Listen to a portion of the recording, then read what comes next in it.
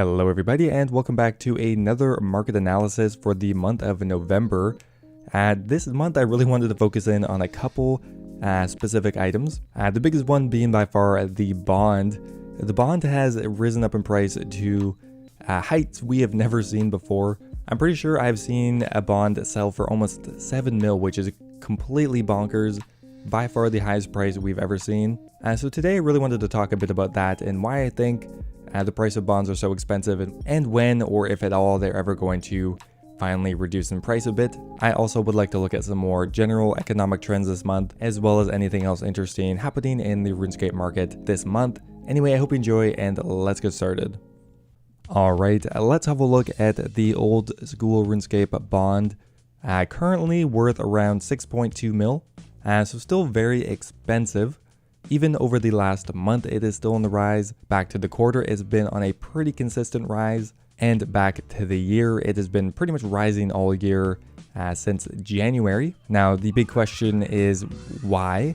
And I believe there to be quite a bit of different factors here. Now, first up here, I want to take your attention here to the quantity graph. We can see that there's been a drastic reduction in the amount of bonds bought and sold. And while I am aware that some of this has to do with the OS buddy population dropping and therefore less bond sales actually getting tracked, this is still a pretty noticeable decrease. If we compare it to another item, for example, the blowpipe, this is another pretty highly traded item, and while there is a bit of a reduction in the amount that is being tracked, definitely not to this degree. We can see back in May or June a very heavy drop off in the amount of bonds bought and sold. Now, another thing to think about is the fact that bonds do rise up in price every year. However, this year has been quite noticeably worse. I would say over the last couple of years, bonds have fluctuated between maybe 2 mil and 4 mils, so definitely not nearly this expensive. Now, in my opinion, one of the biggest factors this year and why bond prices are so expensive is the removal of the free membership trial. This exploit has been in the game, I believe, since the release of mobile. By remaking your App Store account or your iOS Store account, you are essentially able to get free membership without the need of a bond. And as such, the price of bonds weren't really affected by bots, as they weren't really buying bonds, they were just using this exploit. However, a few months ago, this was actually removed. I would say the first half of the year is a pretty normal trend for bonds, if not maybe on the high end a bit. It's this last part that is very unusual. Normally there's some sort of drop off or plateau or even more fluctuations in price, but this is pretty much a straight line upward. Now, because of that promotion, I believe that more botters have flocked to the game, either to take advantage of a premium membership for a game that is easily botted, or just appealing more to existing bot owners. But now all of a sudden, there's no way to exploit the game for membership, and the next best way to do it for free, kind of, is to buy bonds. And because of that, the demand for bonds has been rising more so this year than I think any other year, and very drastically. Yet, the supply for bonds has actually remained the same, if not even decreased a bit. And if we were talking about regular players here, the bond prices would probably regulate themselves better. However, the fact that bot owners are still making a profit when bonds are 5, 6, or even 7 mil means that they're going to continue to buy them out, even though a regular player most likely wouldn't. Like, if a bond gets up to 10 mil, what player is actually going to want to buy that?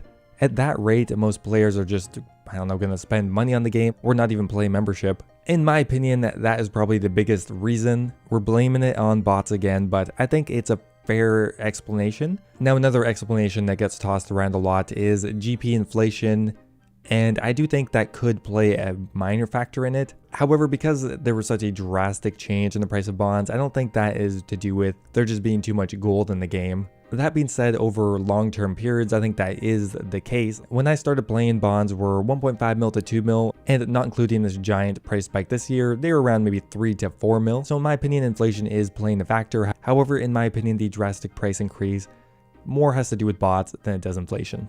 Honestly, over the last month, a couple of really interesting updates, well, interesting might be the wrong word, questionable updates by Jagex caused some very weird price fluctuations. One that I noticed, and you may remember from my 1GP to Twisted Bow flipping series, is the ancient items from the Revenant drop table. Now, what ended up happening this month is they removed bounty hunter worlds which was the only way to actually cash in these items. While they're still tradable on the Grand Exchange, there's no way to convert them into cash unless you convert them on a Bounty Hunter world, which was removed. And we can see here mid-October, the prices uncharacteristically dropped by about 5 to 10, even 20% for a couple days. Because honestly, people just didn't know if we would ever be able to cash them in again. I think most people realized that it was unintentional and eventually you'd be able to cash them in. Otherwise, I think it would have dropped even further. But we can see here on the Ancient Medallion dropping from around, well, 4 mil down to 3,700. The Ancient Effigy dropping from just under 8 mil down to 7,500 to 7,700. And we also have the Ancient Relic dropping by about 500k for that time period. So a very questionable decision, but that is not the only item affected in this way. Another item that was affected this way was the Ornate Maul Handle. I'm not sure if this has been changed yet, but I think because of the Bounty Hunter beta, for a little while at least, there was no way to actually obtain this item. Because of that, the price has gone from around 500k up to peaking at around 1.3 mil, all in a matter of weeks. Honestly, a couple of strange decisions to do with the beta. I'm not really sure why they didn't leave all the existing parts intact before enabling the beta. Kind of a weird decision. Okay, well, while we're on the subject of kind of new items, let's look at one of the most impactful new items over the last couple of months, and that is the Basilisk Jaw. Now, this item has been out a while now, but because of how difficult it is to obtain, the price has actually risen from the release, which is quite rare to happen so quickly and without a very good reason. The release price for the first week was around 25 mil and is actually up to around 30 mil, which I know people are complaining about that a lot, but in some ways I kind of like having an expensive drop. For one, being the best in slot helm, as well as from a mid-tier monster. Even though it's hard to kill, at least there is a valuable reward from it, which I think is actually kind of a better design often than the alcohol spam that we get from most Slayer drops or new bosses. Now, the price of bonds has not been the only thing affected by the 7-day membership trial. Another really big one is Zulrah, and the reason for that is a lot of the Zulrah bots were using the membership trial, and as it has been removed, a lot of the bots have also reduced quite a bit. Now, I believe the date that the membership trial was actually removed was September 10th, and we can see then that the price of the Zulrah scale about 150. Well, from then onwards, we have seen a drastic increase in the price of Zulrah scales, bringing them all the way up to around 250, so almost doubling in price in the last month and a half or 2 months. And of course, the Toxic Blowpipe, as well as any of the other Zulrah uniques, have been rising up at a similar rate. Now, I do think it is the Zulrah scale that is rising and the Blowpipe by association and not the opposite. For one, we don't have much as far as PVM content coming on the near horizon, so I don't think the Blowpipe would be rising up so quickly.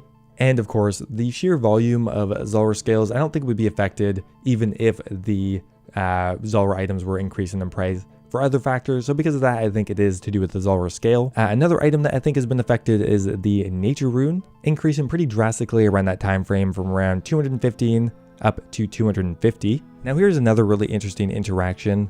So we have the Air Orb, which is debatable whether that price increase is to do with the membership removal or the decrease in bots. However, we have the Air Orb rising in price as of around mid-September, and consequently, the Battle Staff has actually been decreasing in price at a pretty drastic rate as well.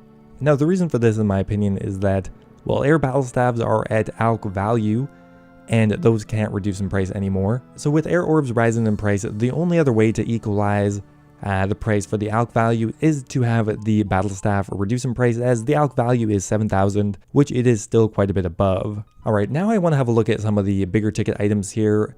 One notable price change this month or last couple of months is the Dragon Hunter Crossbow, dropping from around 110, 115 mil, currently down to around 100 mil, and continuing to drop fairly rapidly. However, on the flip side, we can see that the Dragon Hunter Lance is actually increasing in price pretty drastically as well. Back in August, around 80 mil, currently worth around 90 mil. And I think there probably is a correlation there. I think the meta for Vorkath has been changing over the last couple of months, where the Dragon Hunter Lance is actually better there than the crossbow, and subsequently the price is reflecting that.